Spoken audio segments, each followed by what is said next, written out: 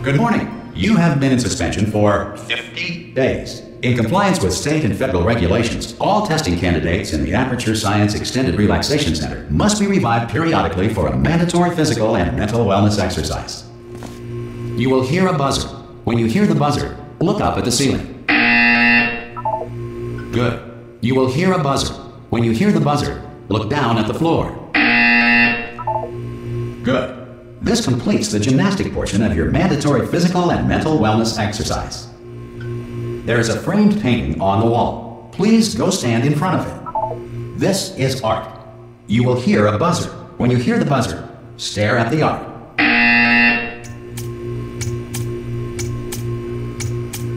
You should now feel mentally reinvigorated. If you suspect staring at art has not provided the required intellectual sustenance, reflect briefly on this classical music.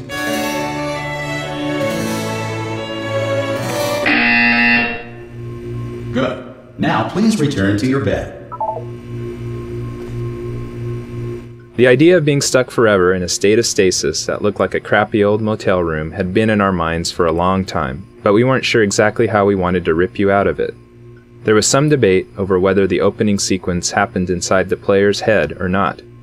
There was an alternate opening where Aperture had hooked up all of its cryo-stored test subjects to an incredibly boring hotel room simulator, which Wheatley would then wake the player from. Eventually, this was discarded as too difficult to explain in the short time allotted, and we opted to change the hotel room to a container ride on a rail. This allowed us to show the player, rather than tell them about how they and other test subjects have been stored, show some of the scale of the facility, and even hint at how much time has passed. We also get to gradually reveal all of this through the destruction of the container itself as it moves and bangs into things. Overall, this gives the player a much more dynamic and visceral introduction to Portal 2.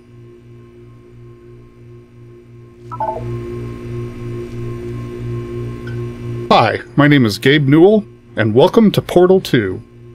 When we released the original Portal in 2007, it was an experiment to see how gamers would respond to a different kind of gameplay and storytelling experience. Portal went on to win a bunch of awards, sell many copies, and, most importantly, resonate with gamers in a way that no other Valve title has. The challenges for us in building Portal 2 were to live up to people's expectations, to take you back to the world of Chell and Aperture Science, and to surprise gamers again, not with more of the same, but with more of the new. And I think it will be, mostly, a pleasant surprise. To listen to a commentary node, put your crosshair over the floating commentary symbol and press your use key. To stop a commentary node, put your crosshair over the rotating node and press the use key again. Some commentary nodes may take control of the game in order to show something to you. In these cases, simply press your use key again to stop the commentary. Please let me know what you think after you've had a chance to play Portal 2. I can be reached at gaben@valvesoftware.com. I get about 10,000 emails each time we release a game, and while I can't respond to all of them, I do read all of them. Thanks, and have fun. The writers went back and forth over whether or not Wheatley had tried escaping with other test subjects before waking the player up. It was an interesting idea, and you can still hear remnants of the story arc in some of the dialogue. But at the end of the day, it was just too expansive a concept to sell, so it's hinted at, but not overtly mentioned until the end.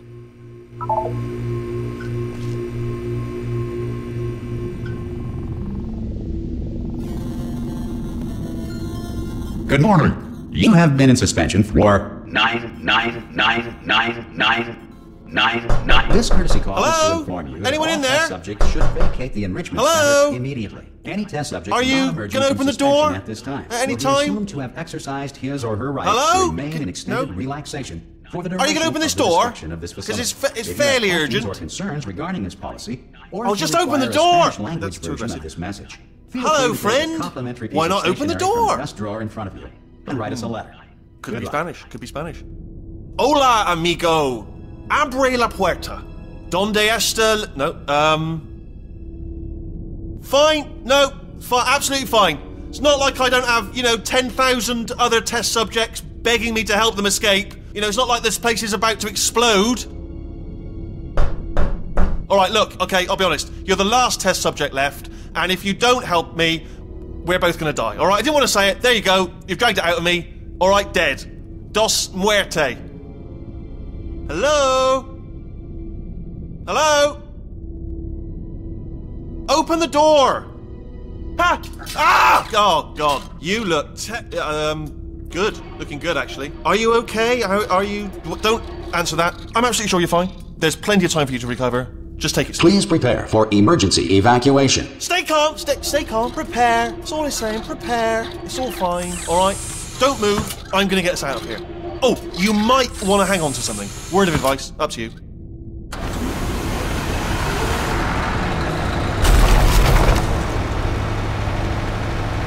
You all right down there? Can you hear me?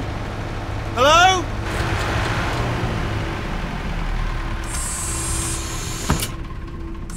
Most test subjects do experience some cognitive deterioration after a few months in suspension. Now, you've been under for quite a lot longer, and it's not out of the question that you might have a very minor case of serious brain damage. But don't be alarmed, all right? Although if you do feel alarmed, try to hold on to that feeling, because that is the proper reaction to being told that you've got brain damage. Do you understand what I'm saying at all? Does any of this make any sense? Just tell me, just say yes. Okay, what you're doing there is jumping. You just jumped. But never mind. Say apple. Apple. Simple word. Apple. Just say apple. Classic. Very simple. A-double-P-L-E. Just say apple. Easy word, isn't it? Apple. How would you use it in a sentence? This apple's crunchy, you might say. And I'm not even asking you for the whole sentence, just the word apple. Okay, you know what? That's close enough. Just hold tight. All reactor core safeguards are now non-functional. Please prepare for reactor core meltdown. Okay, look, I wasn't going to mention this to you, but I'm in pretty hot water here. How you doing down there? You still holding on? The reserve power ran out, so of course the whole relaxation centre stops waking up the bloody test subjects. Hold on, this is a bit tricky.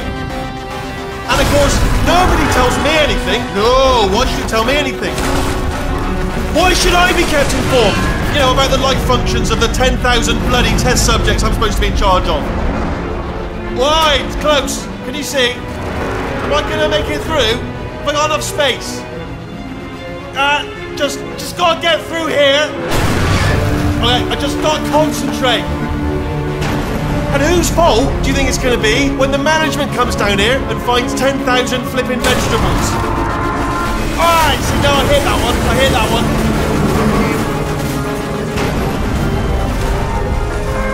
Okay, listen, we should get our story straight, alright? If anyone asks, and no one's gonna ask, don't worry, but if anyone asks, tell them as far as you know, the last time you checked, everyone looked pretty much alive.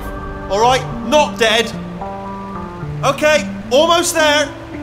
On the other side of that wall is one of the old testing tracks. There's a piece of equipment in there that we're gonna need to get out of here. I think this is a docking station. Get ready.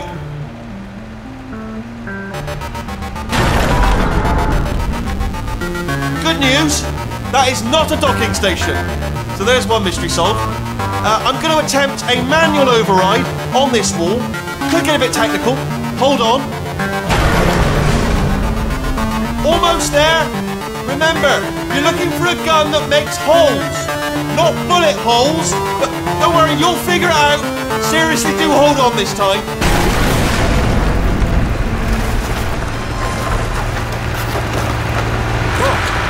There we go. Now, I'll be honest, you are probably in no fit state to run this particular type of cognitive gauntlet. But, at least you're a good jumper. So, you got that. You got the jumping on your side. Just do your best, and I'll meet you up ahead.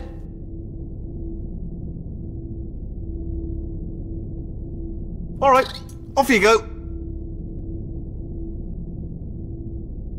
Go on, just march on through that hole. Yeah, it's alright, go ahead. I know, I have painted quite a grim picture of your chances, but if you simply stand here, we will both surely die. So, once again, just move along. One small step and everything. Go on. On you go. Your destination's probably... That's the spirit!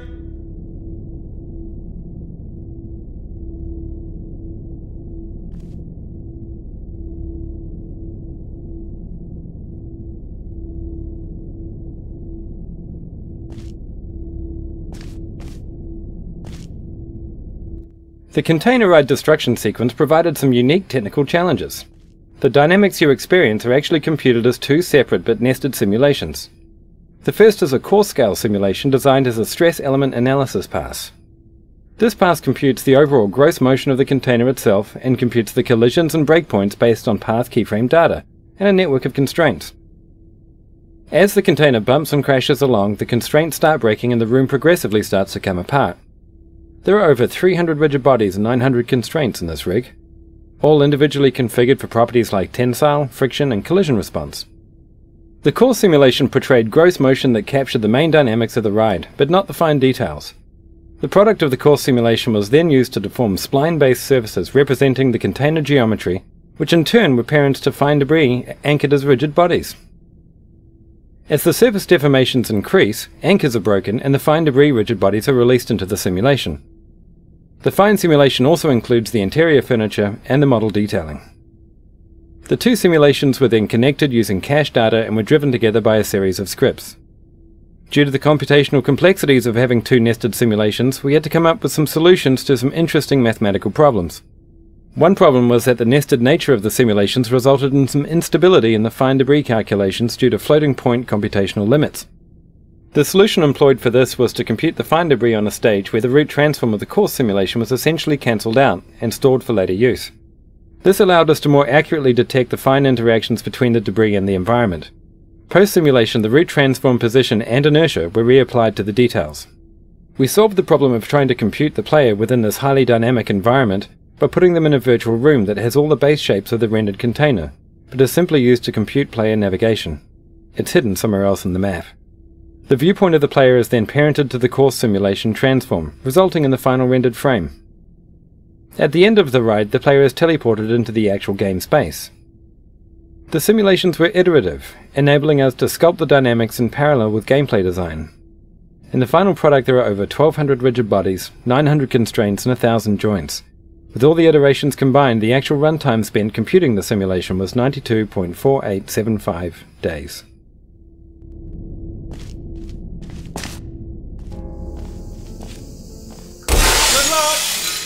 Hello, and again, welcome to the Aperture Science Enrichment Center.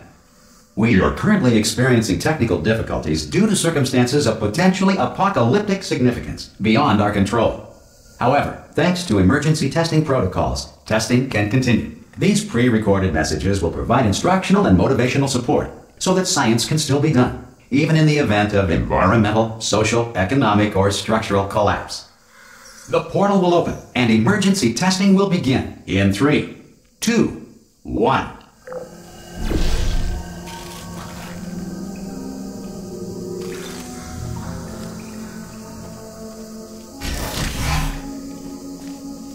Cube and button-based testing remains an important tool for science, even in a dire emergency. If cube and button-based testing caused this emergency, don't worry. The odds of this happening twice are very slim. Please note the incandescent particle field across the exit. This Aperture Science Material Emancipation Grill will vaporize any unauthorized equipment that passes through it.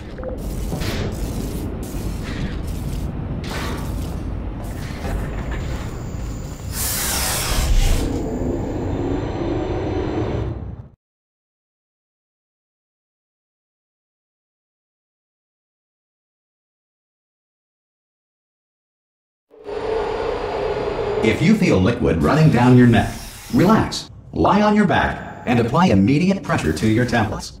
You are simply experiencing a rare reaction in which the Material Emancipation Grill may have emancipated the ear tubes inside your head.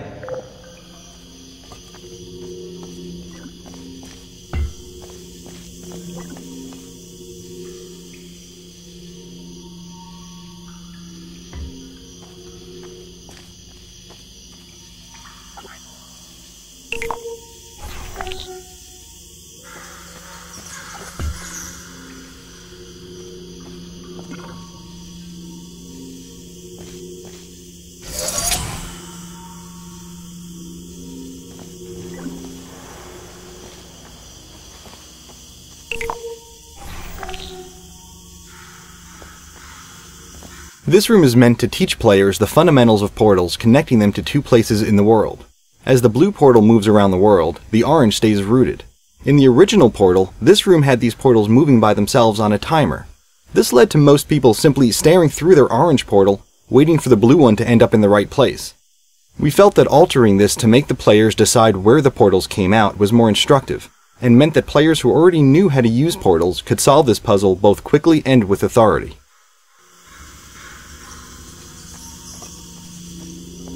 Good. Because of the technical difficulties we are currently experiencing, your test environment is unsupervised. Before re-entering a relaxation vault at the conclusion of testing, please take a moment to write down the results of your test. An Aperture Science Reintegration Associate will revive you for an interview when society has been rebuilt.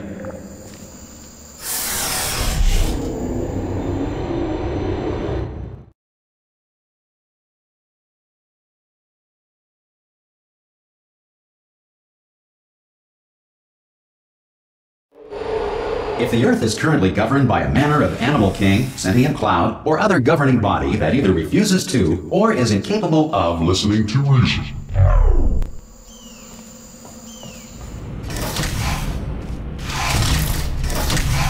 Hey! You made it! There should be a portal device on that podium over there. I can't see it though. Maybe it fell off. Do you want to go and have a quick look? It's alright, no, go on, just have a look about. Oh! Hello? Can you see the portal gun? Also, are you alive? That's important, should have asked that first. Do you know what I'm going to do? I'm going to work on the assumption that you're still alive, and I'm just going to wait for you up ahead. I'll wait 1 hour, then I'll come back, and assuming I can locate your dead body, I'll bury you. Alright? Brilliant. Go team! See you in an hour, hopefully, if you're not dead.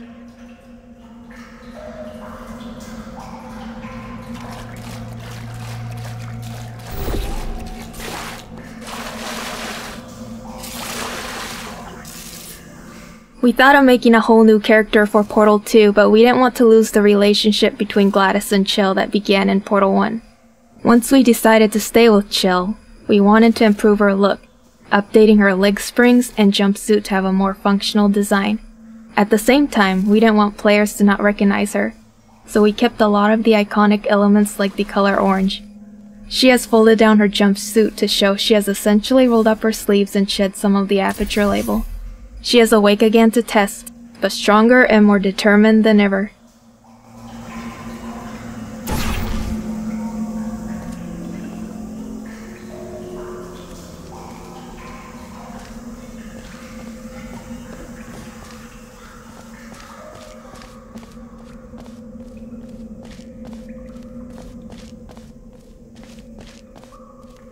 Some emergency testing may require prolonged interaction with lethal military androids.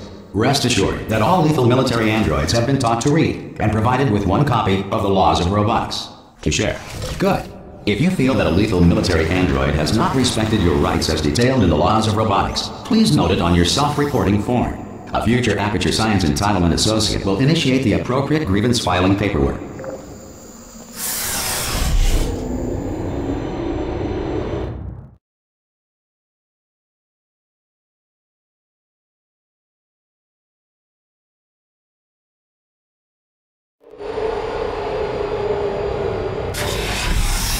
This next test is very dangerous. To help you remain tranquil in the face of almost certain death, Smooth Jazz will be deployed in 3, 2, 1.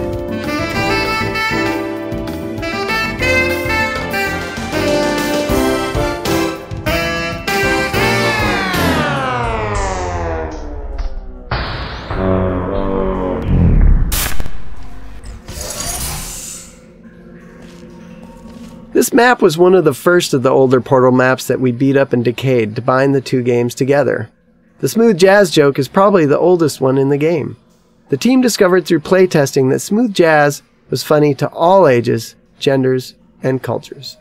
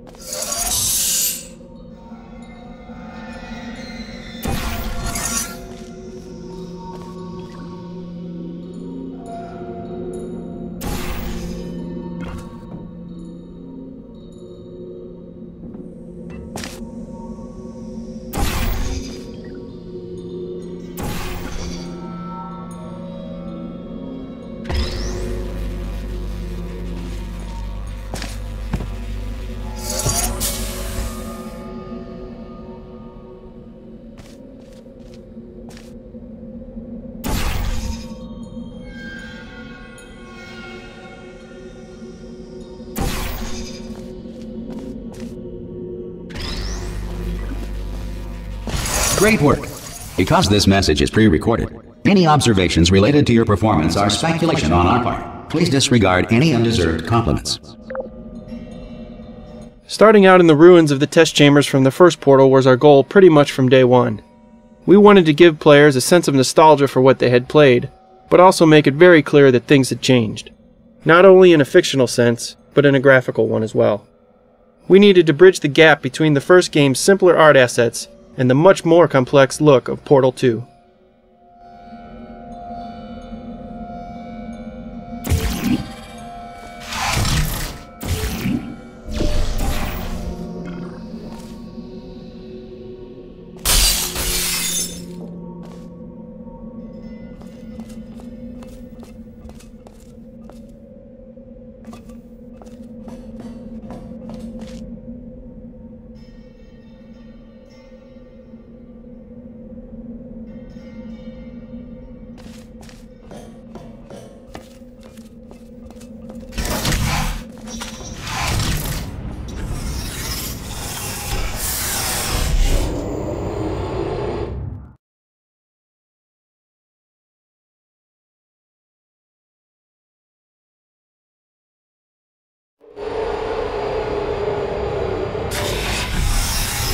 If the Enrichment Center is currently being bombarded with fireballs, meteorites, or other objects from space, please avoid unsheltered testing areas wherever a lack of shelter from space debris does not appear to be a deliberate part of the test.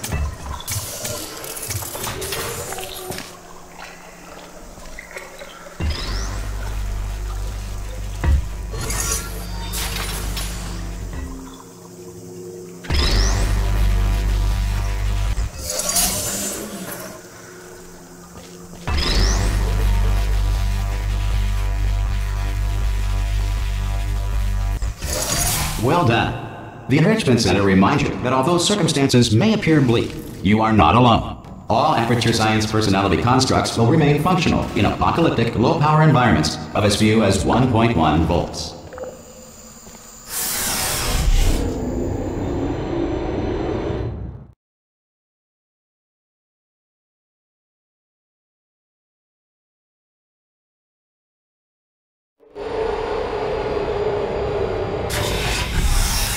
This next test applies the principles of momentum to movement through portals. If the laws of physics no longer apply in the future, God help you.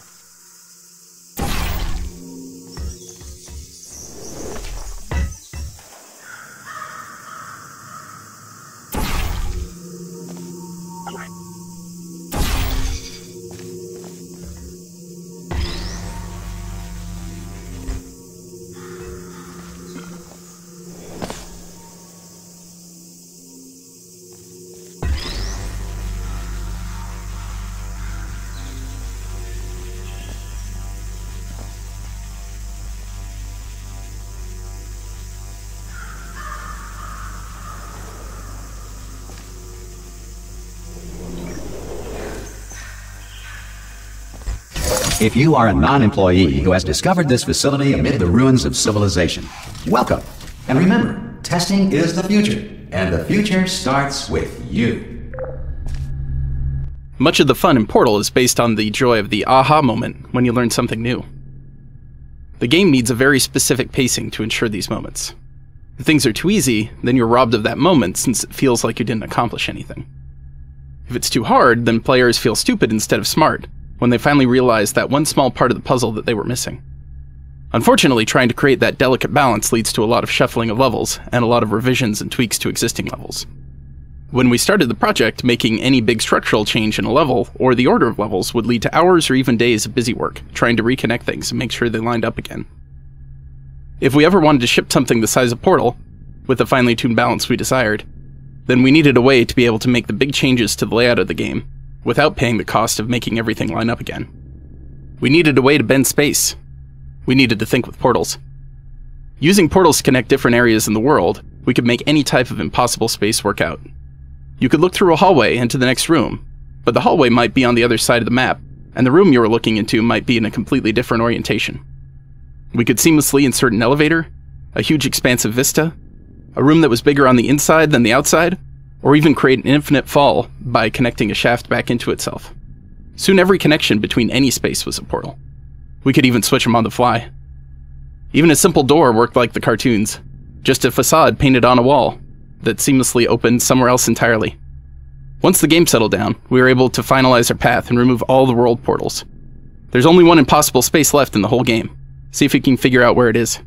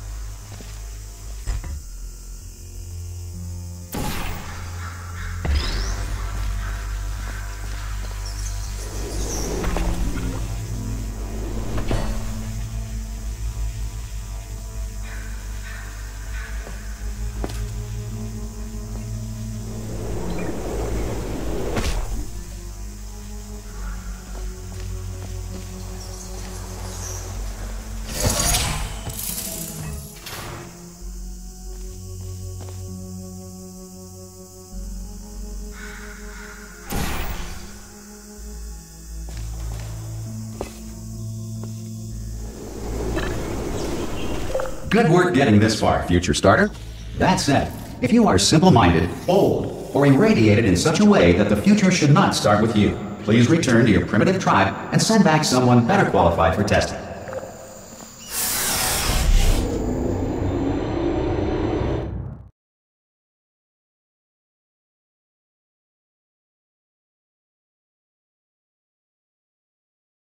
To ensure that sufficient power remains for core testing protocols, all safety devices have been disabled. The Enrichment Center respects your right to have questions or concerns about this policy. Hey! Oi! I'm up here! Oh, brilliant! You did find a portal gun! Oh, do you know what? It just goes to show, people with brain damage are the real heroes in the end, aren't they, at the end of the day? Brave. Pop a portal on that wall behind me there, and I'll meet you on the other side of the room. This interaction with Wheatley was the first that we hooked up for our initial showing at E3. It demonstrated how Wheatley would be an actor in the world, and how the player would not only be interacting with him directly, but also using him to interact with the Aperture facility. Right behind me. Come on through. Okay, listen, let me lay something on you here. It's pretty heavy. They told me never, never, ever to disengage myself from my management rail, or I would die. But we're out of options here, so get ready to catch me, alright, on the off chance that I'm not dead the moment I pop off this thing. On 3. Ready? 1, 2, 3! That's high. It's too high, isn't it, really, that? Alright, going on 3 just gives you too much time to think about it. Let's go on 1 this time. Okay, ready? 1. Catch me, catch! Ow! Ow. I am not dead! I'm not dead! I can't move though, that's the problem now. Are you still there? Could you pick me up, do you think? If you are there? Oh, the Wheatley model was designed as a mechanical version of the original Portal 1 personality sphere. Originally, they filled a very similar role to that in Portal 1, so we needed one base model which could hold a lot of different expressions. Experimenting with different rigging ideas, we came up with the onion skin design, where a number of spherical plates could slide around inside each other, all supported on a small motion platform mounted on a gyroscope. This meant that no matter what expression Wheatley was pulling, he always retained his spherical shape. The modelers and the animators collaborated closely on these early tests to make sure the design supported the range of expression needed to satisfy any personality sphere that got designed. Lots of ideas were thrown out, such as a small internal robot arm that Wheatley could pull out of one of his ports and pull himself around with. We were careful to make the mechanics look plausible, but we had to cheat the eyelids, since they ended up being a physical impossibility. There was no way all that geometry could fit into the space around his eye without clipping out the other side. But they were such an essential feature of the model that we resorted to crushing them up inside the eye, where the player can't see them.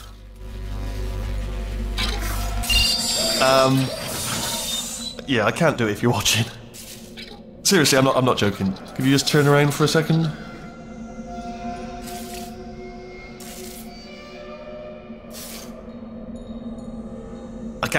I can't do it if you're watching.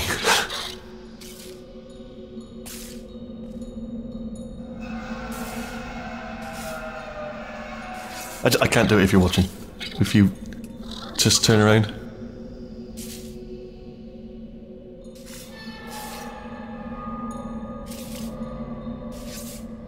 What's that behind you? It's only a robot on a bloody stick. A different one.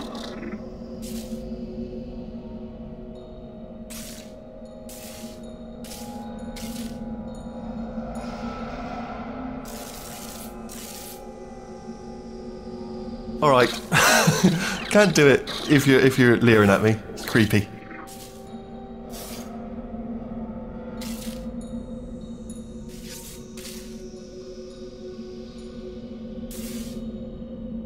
Okay, listen. I can't do it with you watching. I know it seems pathetic given what we've been through, but just turn around, please.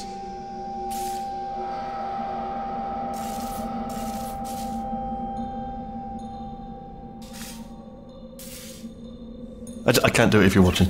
If you just turn around. Alright, you can turn around now. Bam! Secret panel. that I opened while your back was turned, and off we go. Look at this! No rail to tell us where to go! Oh, this is brilliant. We can go wherever we want. Just hold on though, where are we going? Seriously. Hang on, let me just get my bearings. Just follow the rail, actually. How do you make a giant mechanical eyeball express life and emotions, let alone give the impression that he's talking when he has no mouth? The animator's understanding of human behavior came in handy for bringing Wheatley the personality sphere to life. Talking is so much more than just moving a character's mouth. You have to use body language, head attitudes, and rhythm of movement and eye focus to indicate a character's feelings and motivations. Slow, smooth head moves, a steady gaze, and a relaxed eye aperture indicate that Wheatley is calm. Short, sharp head turns, rapid blinks, and glancing around indicate nervousness or deceit. Add a tightly constricted eye aperture and a little shiver to show fear. Tilting the body away while keeping the eye focused on the player signals an attempt at cleverness that ultimately only fools Wheatley himself. Suspicion is communicated by squinting his eyelids and handles, which function as very expressive eyebrows and cheeks. It's also fun to remind the player that Wheatley is a machine. When hacking, his eye and body segments become perfectly centered and spin mechanically, inspired by the spinning tape reels on old UNIVAC computers. And when he wants to look far in front, he flips his eye all the way over to the other side of his head. This animation approach, combined with the writing and vocals, makes Wheatley quite a unique and entertaining character. Part human, part machine, all eye, and no brain.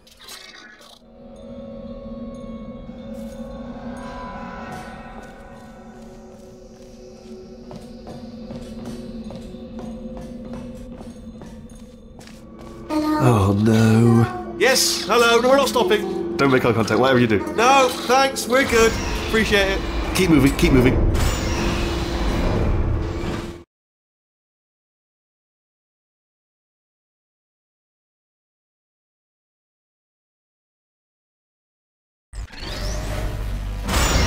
Probably ought to bring you up to speed on something right now. In order to escape, we're going to have to go through her chamber. And she will probably kill us, if she's awake. If you want to just call it quits, and we could just sit here forever, that's an option. Option A, sit here, do nothing. Option B, go through there, and if she's alive, she'll almost certainly kill us. So, if you've got any reservations whatsoever about this plan, now would be a tremendous time to voice them. Right now. In case you thought to yourself, I've missed the window of time to voice my reservations. Still open.